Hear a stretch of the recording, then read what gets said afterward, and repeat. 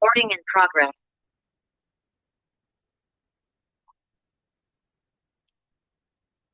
Assalamualaikum warahmatullahi wabarakatuh. Perkenalkan, nama saya Desdayu, NPM 2208260034, akan menjelaskan tentang skizofrenia. Sebelum masuk ke pembahasan, alangkah baiknya kita berdoa terlebih dahulu. Asyhadu an la ilaha illallah wa asyhadu anna Muhammad Rasulullah. Raditu billahi robba wa bil islami dina wa bi Muhammadin nabiyya wa rasulah. Rabbi zidni ilma warzuqni fahman wa amalan sholih. Baik, lanjut ke pembahasan. Pada definisinya, skizofrenia ini adalah gangguan mental kronis yang ditandai oleh adanya gejala psikotik seperti halusinasi atau melihat atau mendengar sesuatu yang tidak nyata.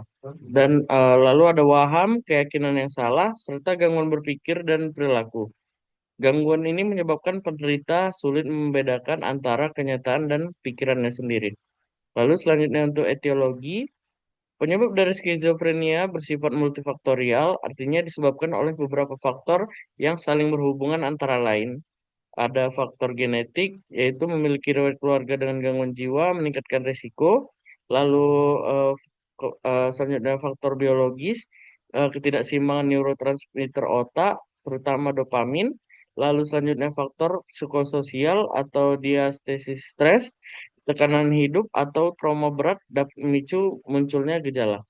Lalu pada selanjutnya untuk patofisiologi dari skizofrenia ini dijelaskan melalui hipotesis dopamin, di mana terjadi gangguan pada sistem dopamin di beberapa jalur otak, yaitu yang pertama ada jalur mesolimbik yang menyebabkan gejala positif seperti halusinasi, waham.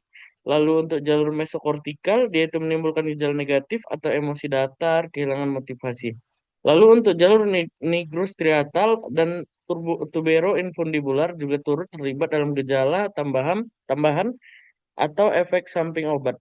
Lalu untuk gejala klinis sendiri, pada gejala skizofrenia ini terbagi menjadi beberapa kelompok. Yang pertama gejala positif, yaitu ada halusinasi, waham, bicara atau perilaku kacau. Lalu untuk gejala negatif, dia itu ada seperti menarik diri, kurang ekspresi emosional, dan apatis. Lalu untuk gejala agresif, dia itu perilaku bermusuhan atau destruktif.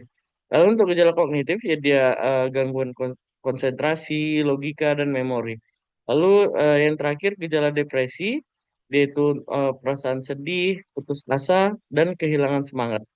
Lalu untuk kriteria diagnosanya itu diagnosis ditegakkan jika pasien ini menunjukkan minimal satu gejala khas seperti gangguan pikiran, yaitu seperti insertion, withdrawal, broadcasting, waham menetap atau halusinasi auditorik khas.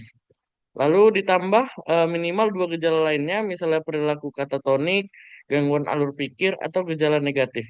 Lalu gejala harus berlangsung lebih dari 1 bulan atau tidak disebabkan oleh gangguan otak organik atau penggunaan zat psikoaktif. Lalu untuk subtype skizofrenia ini memiliki beberapa bentuk klinis, antara lain ada paranoid, didominasi waham dan halusinasi, hebefrenik, dia itu pikiran dan perilaku sangat kacau. Lalu katatonik ini gangguan motorik seperti kaku atau gerakan berulang. Lalu depresi pasca skizofrenia ini depresi setelah fase psikotik. Lalu untuk residual ini sisa gejala menetap tanpa episode aktif.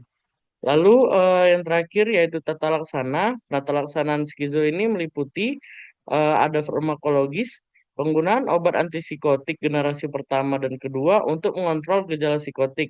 Lalu untuk non farmakologisnya ini psikoedukasi bagi pasien dan keluarga untuk meningkatkan pemahaman, kepatuhan pengobatan dan mencegah kekambuhan.